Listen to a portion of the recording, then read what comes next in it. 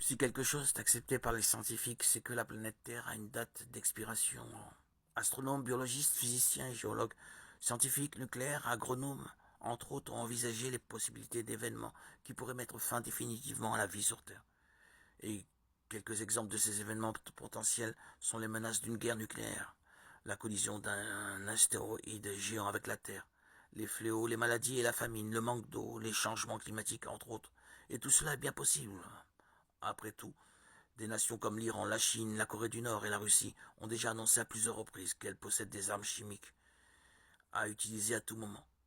En 2016, l'ancien président des États-Unis, Barack Obama, a annoncé que le prochain objectif du programme spatial américain serait une mission habitée vers Mars.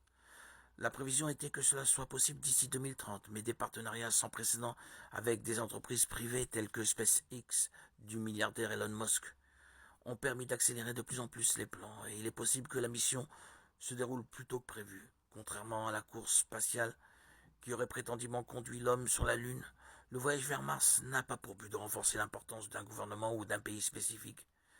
Les États-Unis et la Russie, autrefois, étaient autrefois en compétition. Aujourd'hui, leur mission pour chacun des pays, c'est d'habiter Mars. L'investissement réalisé par les gouvernements et les entreprises impliquées dans ce projet, tant en termes de temps que de travail et d'argent, est immense, et tout cet effort ne serait certainement pas fait par simple curiosité. Alors la question qui se pose est la suivante. Pourquoi dépenser des centaines de milliards de dollars dans une mission presque impossible qui enverrait des personnes sur une autre planète sans aucune perspective de retour? La raison qui ne sera jamais clarifiée nulle part est une seule. La seule garantie de survie de l'espèce humaine est d'abandonner la planète Terre et de trouver un autre endroit où vivre. Selon Barack Obama, les missions vers Mars nous apprendront comment les humains pourront vivre loin de la Terre.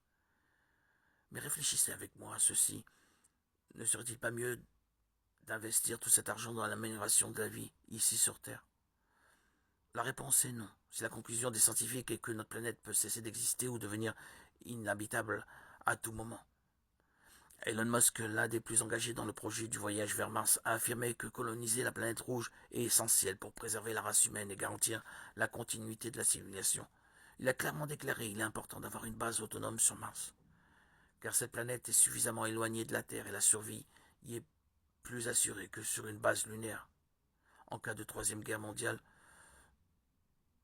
nous voulons nous assurer qu'il existe suffisamment de graines de civilisation humaine quelque part. Dans sa dernière déclaration sur la possibilité d'extinction de la vie sur Terre avant de mourir en 2018, le scientifique Stephen Hawking a déclaré que la Terre est à quelques siècles de devenir une immense boule de feu en raison de l'augmentation de la population et de la demande en énergie.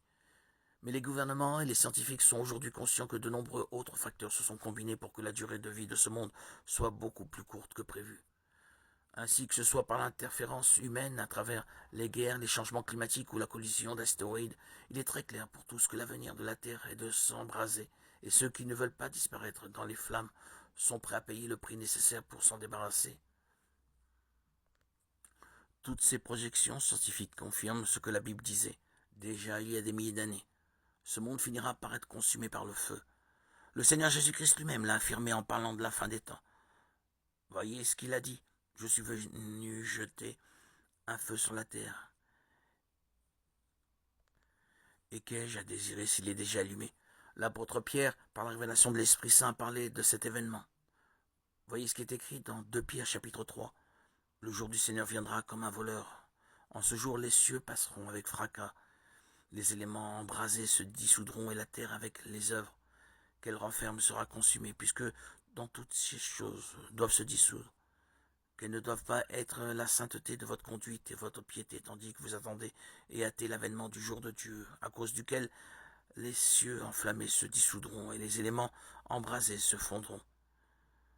Mais nous attendons, selon sa promesse, de nouveaux cieux et une nouvelle terre où la justice habitera la pensée des gouvernements et des scientifiques. N'est pas fausse. Ce qu'ils ne savent pas, cependant, c'est que non seulement la Terre est menacée, mais tout l'univers l'est également.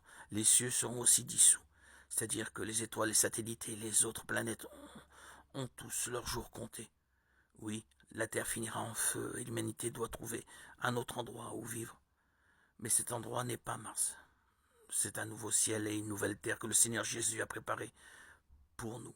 C'est dans ces lieux que Jésus emmènera ceux qui ont cru en son nom et ont vécu leur vie en obéissance à ses paroles.